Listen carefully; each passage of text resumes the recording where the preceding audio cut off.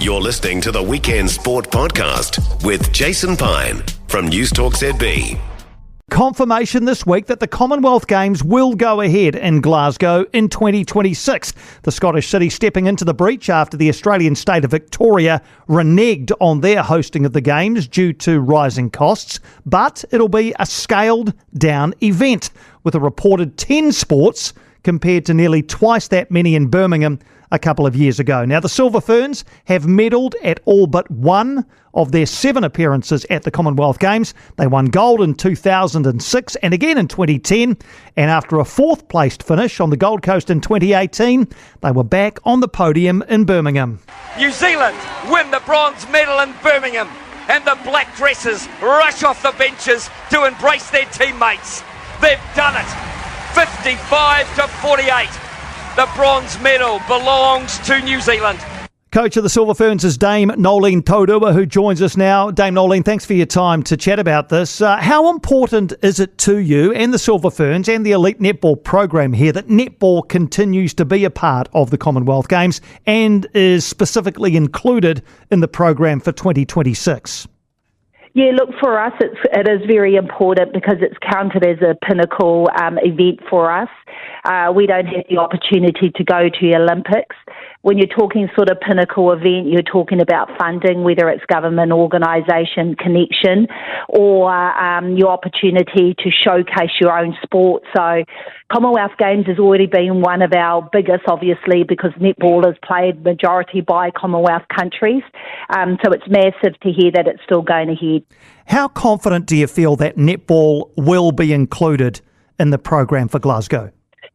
Yeah, look, we're still waiting for that confirmation around it. The thing that we're really happy about is that Glasgow or Scotland, and the European countries, whether it's Ireland, Wales and also England, are really strong in netball. And so we're sort of relying on that profile of netball, which is why we think that netball will be still involved with Commonwealth Games.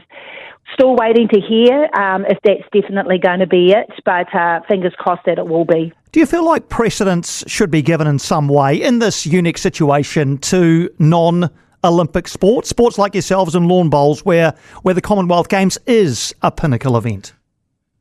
Yeah, look, I understand, like people going, main event is Olympics, so I can understand that, but not all sports are involved in Olympics, so, and that landscape is starting to change. I think when you think of breakdancing now, export or, whatever that may be, even that is starting to change as well. So we're happy that it's going ahead. I understand from countries how expensive it is and, probably why Victoria pulled out.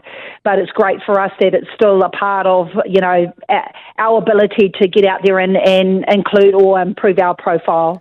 Can you have any influence on this, Dame Noeline? Can you get on the phone to somebody, or Jenny Wiley does, and try and push netball's case to the organisers in Glasgow, or do you just have to wait until everybody else finds out along with you?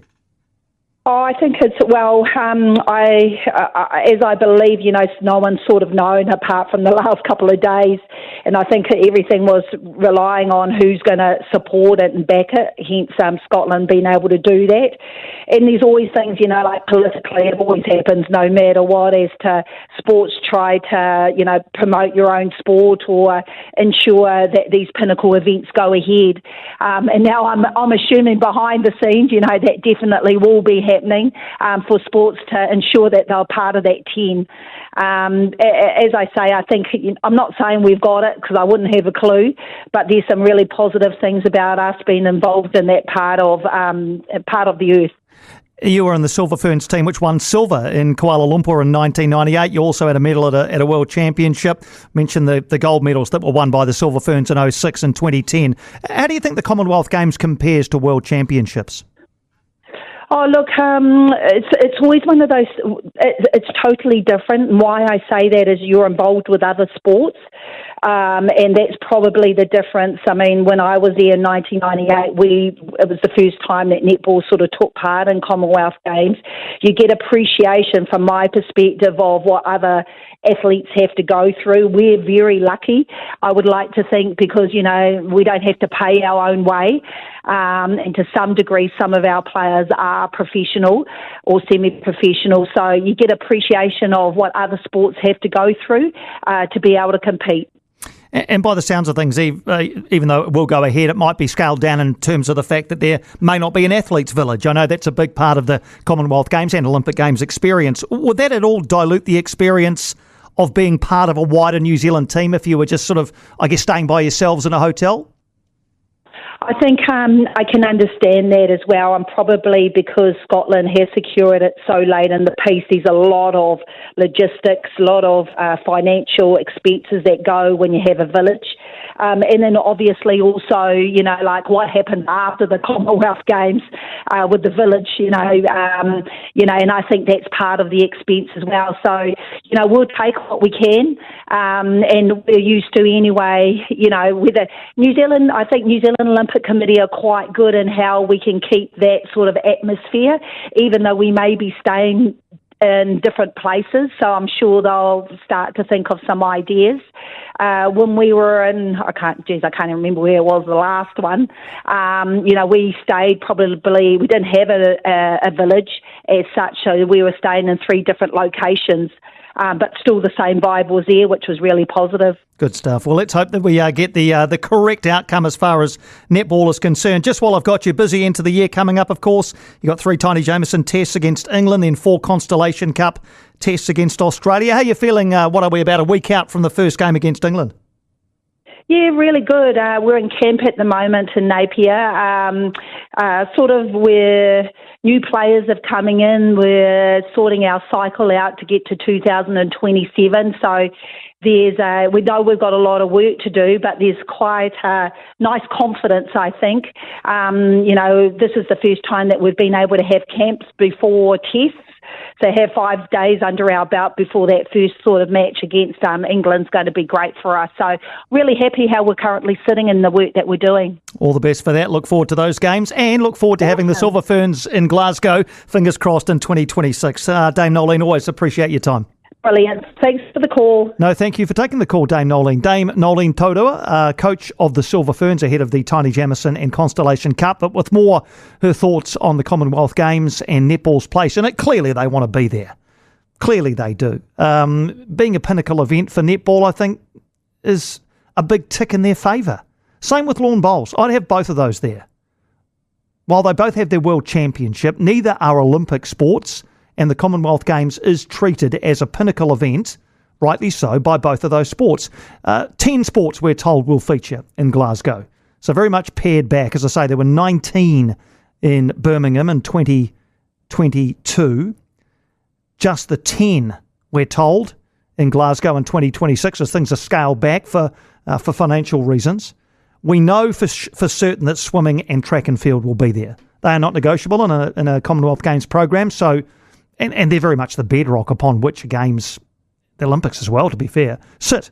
Swimming in the first week, athletics in the second. Whether it is a shorter time period, we don't know, but they'll be there. And as I say, I reckon netball and bowl should be there as well.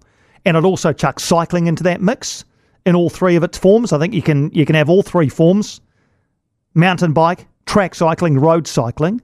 So I'm making a bit of a list here. There's 5. Then we have to start making some choices. And you look at things that you think, okay, well, would I be okay not having that there? I think that's probably the first place to start. And I run an eye down the list and I land on things like T20 women's cricket. I could live without that being at the Com Games. Beach volleyball, probably, yes. Table tennis, badminton, wrestling and judo, I think we're going to be given the chop anyway. So I'd be quite happy to get, to be without those. I would keep boxing in there to have a combat sport element to the Com Games. I'd keep squash. If you're getting rid of badminton and table tennis, I'd keep squash as a racket sport, if you can call table tennis a racket sport. I'd leave weightlifting in. I think the weightlifting brings a lot to a Commonwealth Games, and gymnastics as well. I'd leave that there too. So what are we up to there? boxing, squash, weightlifting, gymnastics, and the other 5. That's 9. So I'm up to 9. So I've got 1 spot left. Hockey, I could take or leave. Sevens, even though we're very good at it, normally medal at it, normally win it. I don't know about sevens. Again, I wouldn't be that disappointed if sevens wasn't there. Shooting, I think shooting was due to return. I don't think we had shooting in 2022. Again, doesn't really ring my bell. I feel I'm left with a choice between triathlon and 3x3 basketball, both of which I really like. I like having basketball there in a shortened form. I think it's exciting. I think it adds to it. And triathlon, I really like the spectacle that triathlon brings, and it's all over in a day. So that might actually, well, there's the male and female one, obviously, and the mixed one. So let's say 3 days. But you get my drift. It doesn't take up 2, 3, 4 days of stadium space. So maybe triathlon gets there. So there's my 10. That's a very draft list off the top of my head. Athletics and swimming, bowls, netball, cycling, boxing, squash, weightlifting, gymnastics, triathlon. If that was the Commonwealth Games program in 2026, I'd be okay with that. But then again, it is my choice. You might think to yourself, no, I'd rather have this sport or that sport there, and I can take or leave one of the ones you've mentioned. We are apparently going to find out inside the next sort of 2 or 3 weeks. What are we now? We're a couple of years out. So sports have to start planning, don't they, for being there or for not being there. And I heard Nicky Nicol from the New Zealand Olympic Committee during the week say that they obviously want clarity as soon as they possibly can so that they can help support the sports who are going to be there, but also lend support to the sports that aren't going to be there and have a pinnacle event taken away from them. So how do they continue to support the high-performance athletes in the sports that no longer have a Commonwealth Games to look forward to? This is only, of course, for 2026. Beyond that, we don't know. What Nicky Nicol also said is it's her hope that we get back to the full-service Commonwealth Games sooner rather than later, and that 2026 is a one-off. No bids yet for 2030. Nicky Nicol also said that they have expressed an interest in 2034. But if they were to host, if New Zealand was to host in 2034, it wouldn't be a one-city model. It'd be more a multi-city model for the Commonwealth Games in 2034. We can talk about that another time. But we wait to see which of the sports gets the tick for 2026. For more from Weekend Sport with Jason Pine, listen live to News Talk ZB weekends from midday or follow the podcast on iHeartRadio.